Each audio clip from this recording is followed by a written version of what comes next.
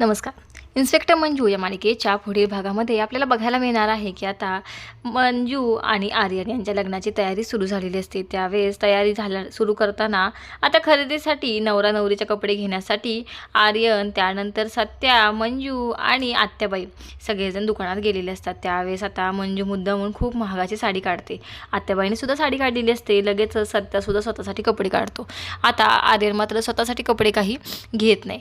आणि एवढं सगळं झाल्यानंतर आता बिल भरायची वेळ येते. त्यावेळेस सत्या म्हणतो की मी भरतो पैसे, ह्या भिकारी ह्याच्याकडे काही पैसे बिसे नाही दुकानात, असं म्हणल्यानंतर आर्यनला मात्र राग येतो. आर्यन म्हणतो असं कसं, माझी बायको होणार आहे तर तिचे पैसे मीच भरेल ना, असं म्हणल्यानंतर सत्या म्हणतो अच्छा ठीक आहे, मग बघा आहेत का पैसे तुमच्याकडे, बरं किती येते भाडे करू, बरं किती पैसे होतात बघू.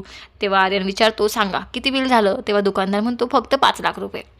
आता फक्त 5 लाख रुपये फक्त कपड्यांचं बिल बघून आर्यनला धक्काच बसतो की काय आहे हे, एवढे कपडे घेतं कोण तेव्हा लग्नासाठी. तेव्हा सत्या म्हणतो बघितलं, अरे भाडे करू मला माहीत होतं तू असे पैसे भरूच शकत नाही, म्हणून तर मी तुला म्हटलं होतं ना तुझी लायकी नाही भरायची हे सगळं पैशाचं बिल वगैरे.